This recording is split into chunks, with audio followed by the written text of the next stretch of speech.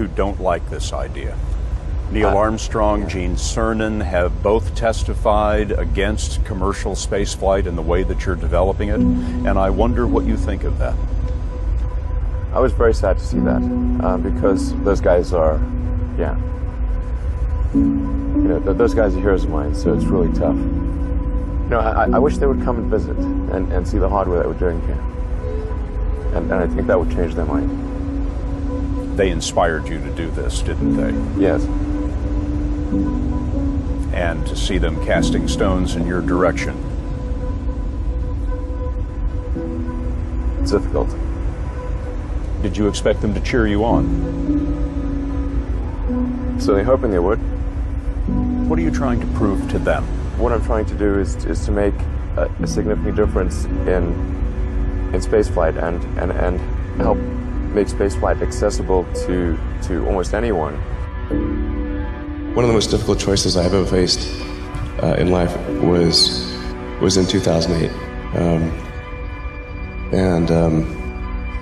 I think I had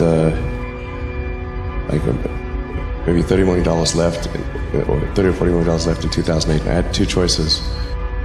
I could put it all into one company, and then the other company would definitely die, or split it between the two companies.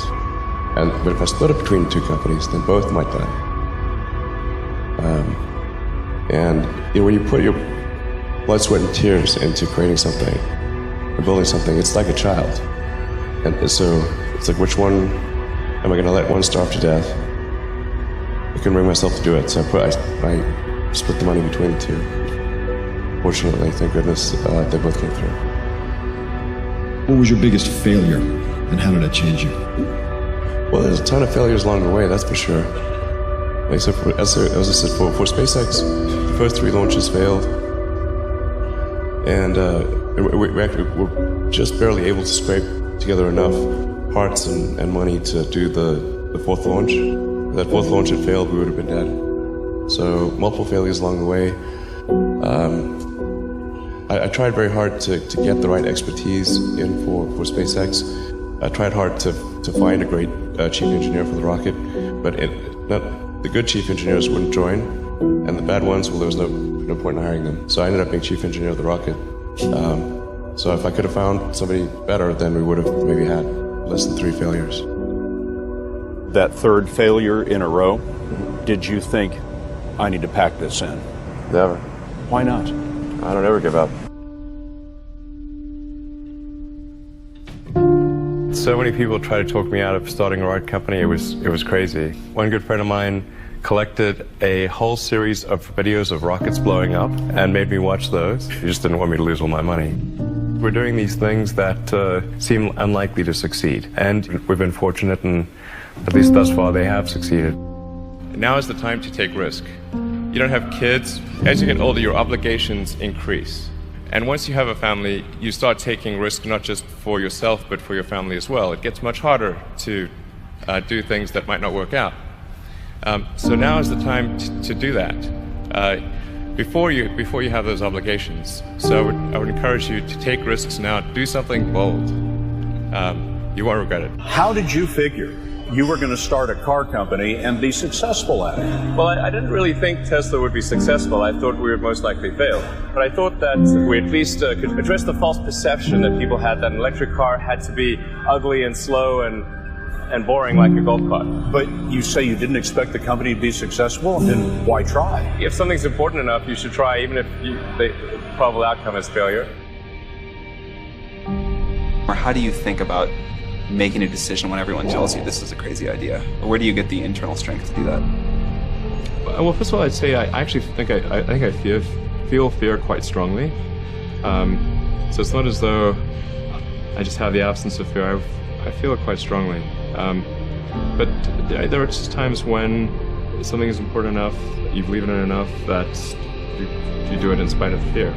I think about what technology solution is necessary in order to achieve the particular goal, and then try to make as much progress in that direction as possible. I think being a multi-planet species and being out there among the stars is important for the long-term survival of humanity, and That's one reason. But then the part that I find personally most motivating is that it creates a sense of adventure, and it makes people excited about the future. If you consider two futures, one where we are forever confined to Earth until eventually something terrible happens, or another future where we are out there on many planets, maybe even going beyond the solar system, I think that second version is incredibly exciting and inspiring, and there need to be reasons to get up in the morning. Life can't just be about solving problems. Otherwise, what's the point? There's got to be things that people find inspiring and make life worth living. When my brother and I were starting our first company, instead of getting an apartment, we just rented a small office and we slept on the couch. And we showered at the YMCA. And we're so hot up, we had one computer. So the website was up during the day, and I was coding at night. 7 days a week, all the time. And I sort of briefly had a girlfriend in that period, and in order to be with me, she had to sleep in the office. So work hard, every waking hour. That's the thing I would say, particularly if you're starting a company. Whatever area that you get into, given that even if you're the best, there's always a chance of failure. So I think it's important that you really like whatever you're doing. If you don't like it, life is too short. If you like what you're doing, you think about it even when you're not working. I mean, it's something that your mind is drawn to, and if you don't like it, you just really can't make it work, I think.